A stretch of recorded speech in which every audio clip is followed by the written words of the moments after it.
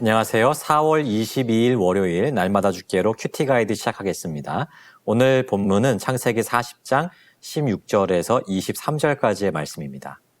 화장실 들어갈 때와 나올 때가 다르다는 말이 있습니다. 화장실에 들어가기까지는 마음이 급하고 또 서둘러서 볼일을 보고자 해서 굉장히 간절해지죠. 하지만 화장실에 들어가서 볼일을 다 보고 나면 어떻습니까? 이제는 마음의 여유가 생겨서 언제 그렇게 간절했는지 다 잊어버리게 됩니다. 이처럼 일이 해결되지 않을 때는 간절하다가도 그 일의 해결을 보고 나면 그 간절한 마음이 다 사라지고 잊어버리는 그 사람의 심리를 빗대어서 화장실 들어갈 때와 나올 때가 다르다라는 말을 사용하는 것입니다. 사람은 처음 가졌던 그 간절한 마음을 쉽사리 잊어버립니다.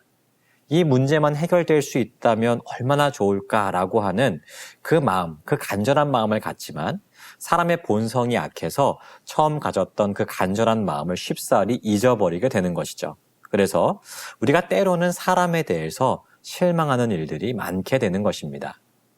오늘 말씀에서도 처음 가졌던 그 간절한 마음을 잊어버린 한 사람이 등장하죠. 관찰 질문 1번입니다. 떡 굽는 관원장의 꿈은 무엇입니까?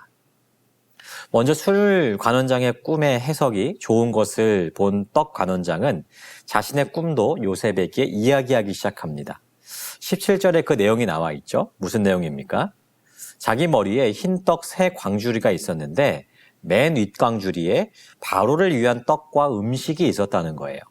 그런데 갑자기 새들이 날아와서 그 광주리의 음식들을 먹더라는 것입니다.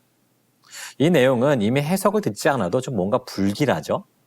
하지만 떡 관원장은 이 술 관원장의 이 꿈 해석이 굉장히 좋았기 때문에 자신의 꿈 내용도 좋게 해석되기를 바라는 마음으로 이 꿈 얘기를 했을 것입니다.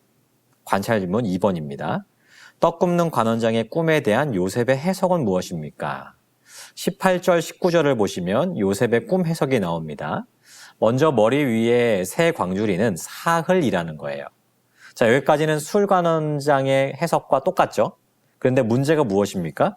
사흘 후에 떡 관원장이 복권되는 것이 아니라 죽게 되리라는 거죠.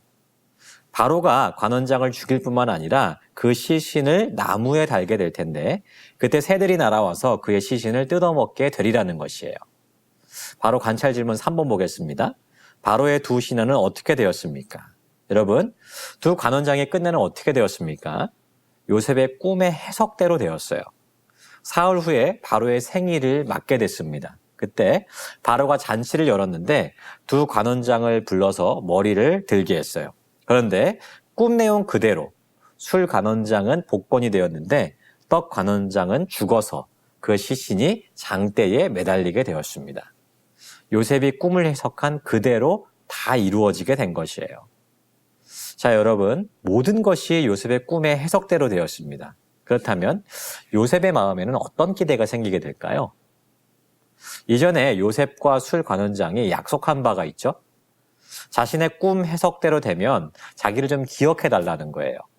내가 이곳에 갇힐 만한 죄를 지은 적이 없으니까 자신의 억울한 일을 바로에게 말해주어서 이곳으로부터 풀려날 수 있도록 도와달라는 거죠. 그런데 문제가 무엇입니까? 23절입니다. 술 맡은 관원장이 요셉을 기억하지 못하고 그를 잊었더라. 술 관원장이 요셉을 잊어버렸다는 것입니다. 서론에서 이야기한 것처럼 화장실 들어갈 때랑 나올 때가 완전히 다른 그러한 상황이 벌어지게 된 거예요. 어떻게 보면 요셉으로서는 어느 정도 기대할 수도 있었을 거예요. 내가 혹시라도 이 사람의 도움을 받아서 풀려날 수 있게 되지 않을까라고 하는 그러한 기대를 갖게 됐을 수도 있었습니다. 하지만 그 기대가 이제는 완전히 깨어져 버린 그런 상황에 처하게 된 것이에요. 아무리 요셉이라도 이런 상황 속에서는 실망하는 마음이 생기지 않았을까요? 사랑하는 여러분, 그런데 우리에게도 이러한 일들이 얼마든지 일어날 수 있다는 것입니다. 아니, 이미 우리가 많이 경험하면서 살아가고 있을 수도 있습니다. 내가 처한 어려운 상황과 고난의 순간에 때로는 사람의 도움을 바라면서 우리가 기대를 하죠. 하지만 어떻습니까? 우리가 믿었던 사람으로부터 거절을 당하기도 하고 나의 간절한 도움의 요청을 외면당하기도 합니다.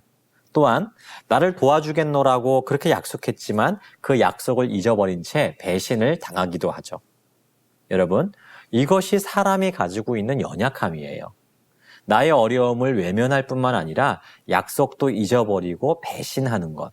그리고 그것이 바로 사람이 가지고 있는 연약함이고, 그래서 우리는 사람에 대한 무수한 실망을 하면서 살아가게 되는 것이죠. 하지만 사람은 우리를 잊어버리고 또한 실망하게 하지만 우리 하나님은 어떠십니까? 하나님은 우리를 잊지 않으십니다. 나의 슬픔을 아시고 고난에 빠진 나의 어려움을 외면하지 않으시는 아주 신실하신 분이 우리 하늘 아버지시라는 거예요.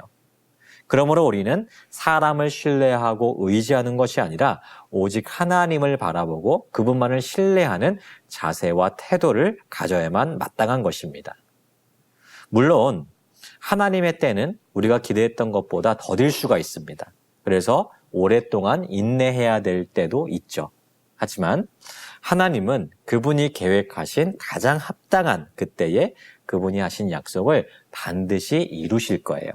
그러므로 우리는 하나님을 향한 믿음과 신뢰를 가지고 인내하면서 기다릴 수 있는 그 마음이 필요한 것입니다. 오늘도 이 말씀을 통해서 사람을 의뢰하는 것이 아니라 오직 하나님만 믿고 신뢰하며 나아가는 우리 모두가 되기를 주님의 이름으로 축복합니다.